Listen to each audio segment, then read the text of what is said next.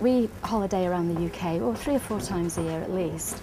I have a physical impairment in as much that I'm a part-time wheelchair user, currently using gutter crutches, but still experience the same barriers that I would if I was to be using my wheelchair, in the fact that I can't climb steps at all, or very, very shallow ones at least. When we're actually booking, we feel really confident if we're talking to somebody who's going to give us the information that we're actually asking for, and that's giving it an accurate picture of what they have, and that's going to rely on that person having a good knowledge of what they have, the products, what their accessibility features are, and that's going to really give us the confidence then to make that booking.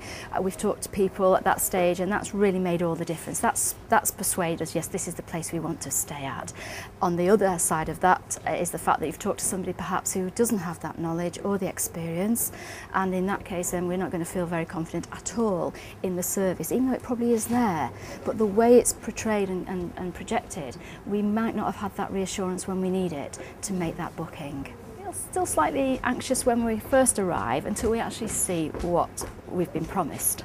And when we see it, we can relax. When we don't see it and it's been promised, then it's a different story altogether, because that straight away is our holiday plummets because, oh no, they did mention this or they didn't mention that. So yes, it's about staff awareness, about being very lateral thinking really, and following through. One particular barrier I will have, because I can't use my hands some days, I have very little use in my hands. I was asked at breakfast the other morning to sign in, which would be quite difficult for me first thing in the morning. And I explained that, and they said, that's no problem, that's all right, we'll do that for you.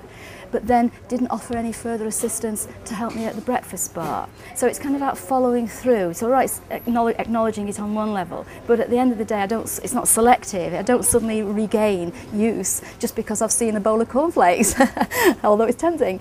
So it's about being able to say, look, yes, this person's going to need this assistance no matter what, whilst they're with you, and just be aware. And it's about staff training, I think, is so important. And I can tell the establishments where there has been a lot of effort put into that, it does show, and the guest does benefit from that. It shines out, and those are the places I'm going to come back to. They're the ones that I'm going to tell other people about and say what a good experience I've had, because I felt comfortable and above all I felt welcomed.